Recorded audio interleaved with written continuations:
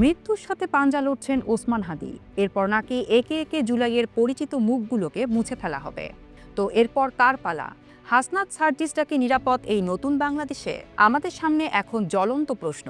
গণতন্ত্রের মৌলিক অধিকার, বাক স্বাধীনতা এবং ভিন্নমত প্রকাশের অধিকার কি কেবলই কথার কথা হয়ে থাকবে, নাকি এই অস্থির পরিস্থিতির সুযোগে একটি মহল তাদের নীল নকশা বাস্তবায়ন করে চলেছে?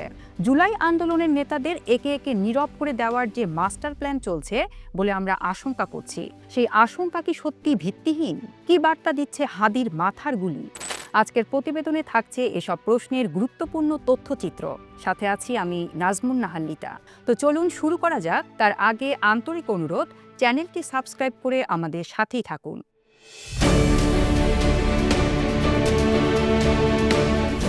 এই মুহূর্তে দেশের রাজনৈতিক এবং সামাজিক অঙ্গনে সবচেয়ে আলোচিত এবং নিঃসন্দেহে সবচেয়ে উদ্বেগজনক ঘটনা হলো ওসমান হাদির উপর বর্বরোচিত হামলা। ওসমান হাদি এখন জীবন মৃত্যুর সন্ধিক্ষণে হাসপাতালের বিছানায় শুয়ে যন্ত্রণায় কাতরাচ্ছেন।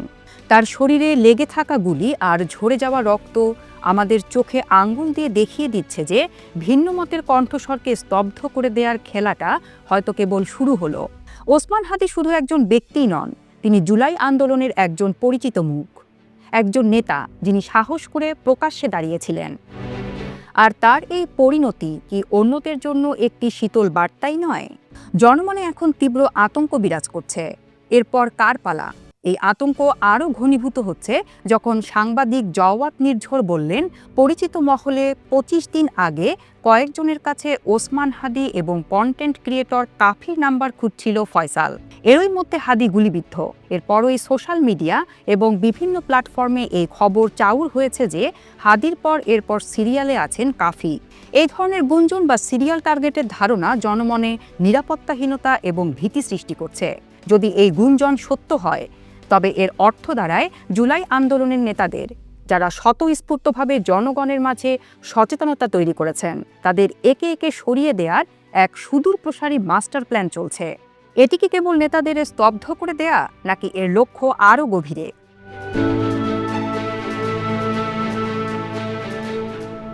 পুরো আন্দোলনকে শিকড়শুদ্ধ উপড়ে ফেলা, যাতে ভবিষ্যৎ প্রজন্মের মধ্যে আর কেউ মাথা তুলে দাঁড়ানোর সাহস না পায়। এই সহিংসতা এবং টার্গেট করার বিষয়টি অত্যন্ত উদ্বেগের, কারণ এটি সরাসরি দেশের গণতান্ত্রিক প্রক্রিয়া এবং বাক স্বাধীনতার উপর আঘাত হানছে। যে কোনো রাজনৈতিক বা সামাজিক আন্দোলনের নেতাদের ওপর আঘাত, তা সরাসরি বা পরোক্ষ যাই হোক না কেন, ভিন্ন মতকে স্তব্ধ করার একটি কৌশল হিসেবেই বিবেচিত হতে পারে। আর এমনটি হলে আমরা কোন ধরনের গণতন্ত্রের দিকে আসলে এগিয়ে যাচ্ছি? হাসনাত সার্জিস সহ জুলাই আন্দোলনের অন্যান্য নেতারাও প্রকাশ্যেই তাদের ক্যাম্পেইন চালিয়ে যাচ্ছেন। তাদের মতো নেতাদের নিরাপত্তা নিয়ে প্রশ্ন উঠেছে এর মধ্যেই। ওসমান হাদির উপর গুলি চালানোর এই মুহূর্তে সেই নিশ্চয়তা কে দেবে যে তাদের দিকে তাক করে আর অন্য কোনো বন্দুক প্রস্তুত হচ্ছে না? তাদের মতো নেতারা যারা সমাজের চোখে আলো দেখানোর চেষ্টা করছেন, তাদের যদি এমন নিরাপত্তাহীনতায় ভুগতে হয়, তবে সাধারণ মানুষের অবস্থা কি হতে পারে? সাধারণ নাগরিকের মৌলিক নিরাপত্তা নিশ্চিত করার প্রধান এবং একচ্ছত্র দায়িত্ব হচ্ছে রাষ্ট্রের। এক্ষেত্রে জুলাই আন্দোলনের মতো জনসচেতনতামূলক কাজে যারা নেতৃত্ব দিচ্ছেন, তাদের ওপর যদি সুনির্দিষ্ট হুমকির আশঙ্কা থাকে, তবে সরকারের আইন শৃঙ্খলা রক্ষাকারী বাহিনীর উচিত হবে স্বপ্রণোদিত হয়ে তাদের অনুরোধের ভিত্তিতে পর্যাপ্ত নিরাপত্তা ব্যবস্থা গ্রহণ করা। বন্দুক প্রস্তুত নয়, এই নিশ্চয়তা কেবল সরকার এবং রাষ্ট্রের নিরাপত্তা প্রতিষ্ঠানই দিতে পারে। কিন্তু যখন কোনো ব্যক্তি প্রকাশ্যে বা অপ্রকাশ্যে হুমকি দেন এবং রাষ্ট্র যথাযথ পদক্ষেপ নেয় না, তখন সেই নিশ্চয়তা প্রশ্নবিদ্ধ হয় আর মানুষের বিশ্বাস তলানিতে গিয়ে ঠেকে। নিরাপত্তা নিশ্চিত করার পাশাপাশি জনগণের মধ্যে আস্থা ফেরাতে হলে এই ধরনের সহিংস ঘটনার তদন্ত প্রক্রিয়ায় স্বচ্ছতা এবং জবাবদিহি অত্যাবশ্যক। যদি তদন্ত পক্ষপাতমূলক হয় এবং দীর্ঘসূত্রিতায় আটকে যায়, তখন তা কেবল নিরাপত্তা সংখ্যাই বাড়াবে না, বরং নির্বাচন প্রক্রিয়ার প্রতি জনগণের আস্থাও কমিয়ে দেবে। নিরাপত্তা নিশ্চিত করতে রাষ্ট্র যদি ব্যর্থ হয়, তাহলে এর চেয়ে বড় রাষ্ট্রীয় ব্যর্থতা আর কি হতে পারে?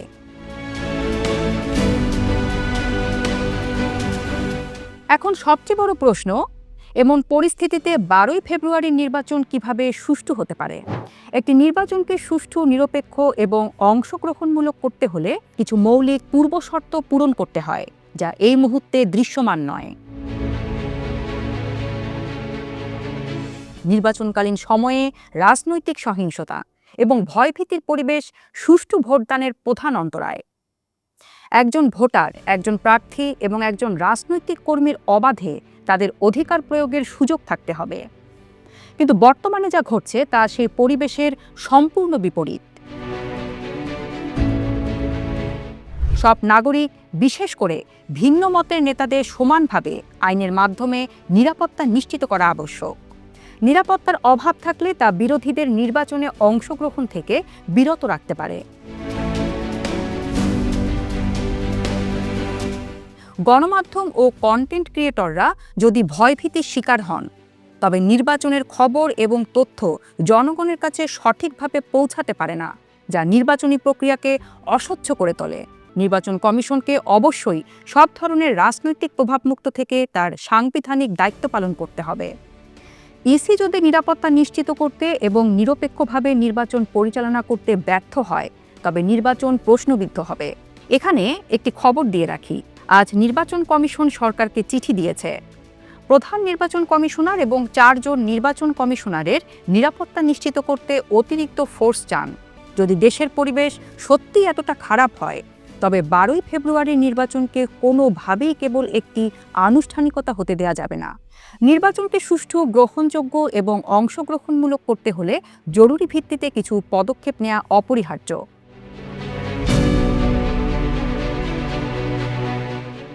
ওসমান হাদির উপর হামলার মতো সব রাজনৈতিক সহিংসতার দ্রুত, নিরপেক্ষ এবং স্বচ্ছ তদন্ত নিশ্চিত করতে হবে। দোষীদের রাজনৈতিক পরিচয় নির্বিশেষে দ্রুত বিচারের আওতায় আনতে হবে। এটি আইনের শাসনের প্রতি জনগণের আস্থা ফিরিয়ে আনবে। সকলের নিরাপত্তা নিশ্চিত করা। জুলাই আন্দোলনের নেতাকর্মী সহ দেশের সব নাগরিকের নিরাপত্তা নিশ্চিত করতে আইন শৃঙ্খলা রক্ষাকারী বাহিনীকে কঠোর ও নিরপেক্ষ ভূমিকা পালনের নির্দেশ দিতে হবে। বিশেষ করে যারা প্রকাশ্যে ভিন্ন মত পোষণ করেন, তাদের জন্য বিশেষ নিরাপত্তা বলয় তৈরি করা প্রয়োজন। নির্বাচন কমিশনকে নিজেদের স্বাধীনতা এবং ক্ষমতা ব্যবহার করে নির্বাচনকালীন সময়ে প্রশাসন ও আইন শৃঙ্খলা বাহিনীর উপর পূর্ণ নিয়ন্ত্রণ প্রতিষ্ঠা করতে হবে। কমিশনের উচিত হবে ভয়ভীতির পরিবেশ দূর করতে কঠোর পদক্ষেপ নেওয়া। এটা আপাতত পরিষ্কার, কিন্তু সরকারকে যদি নিরাপত্তা নিয়ে প্রশ্ন করা হয়, উপদেষ্টা মহোদয় উত্তর দিচ্ছেন পেঁয়াজের দাম নিয়ে। পেঁয়াজের দাম যদিও গুরুত্বপূর্ণ, কিন্তু যে সময় মানুষের জীবন নিয়ে টানাটানি, পেঁয়াজের গল্প সেখানে গায়ে জ্বালা ধরানোই লাগে, সেটা লাগছেও। সরকারের সক্ষমতা নিয়েও প্রশ্ন উঠেছে আগে। স্বরাষ্ট্র উপদেষ্টার যোগ্যতা নিয়ে প্রশ্ন তো আছেই। এত সব প্রশ্নের মধ্যে কিভাবে ডক্টর ইউনূস ইতিহাসের সবচেয়ে ভালো নির্বাচন উপহার দেবে, সেটা দেখতে আর মাস দুয়েক অপেক্ষা করতে হচ্ছে। অবশ্য সে পর্যন্ত বাংলাদেশটা যদি যেতে পারে আদৌ। প্রিয় দর্শক, আজ এ পর্যন্তই। ভালো থাকুন, সুস্থ থাকুন, আর হ্যাঁ, চ্যানেলটি সাবস্ক্রাইব করে আমাদের সাথেই থাকুন।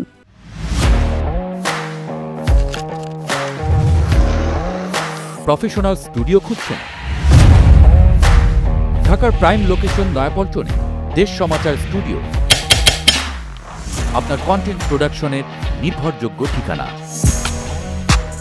এখানে পাবেন 4K ক্যামেরায় মাল্টি অ্যাঙ্গেল রেকর্ডিং, আছে গ্রিন ও ব্ল্যাক স্ক্রিন সেটআপ, উন্নত মানের মাইক্রোফোন ও sound proof voice over booth. আপনার পছন্দ মতো স্টুডিও ডিজাইন করার সুযোগও থাকছে। Hazrat Shahjalal news content, talk show, interview বা পডকাস্ট, যা কিছুই করেন এখানে পাবেন প্রফেশনাল সেটআপ আর ফুল এডিটিং সাপোর্ট। আপনার চাহিদা অনুযায়ী বুক করতে পারেন আজই। কল কিংবা হোয়াটসঅ্যাপ করুন এই নাম্বারে 017202106557। ভিজিট করুন আমাদের ওয়েবসাইট ও ফেসবুক পেজ।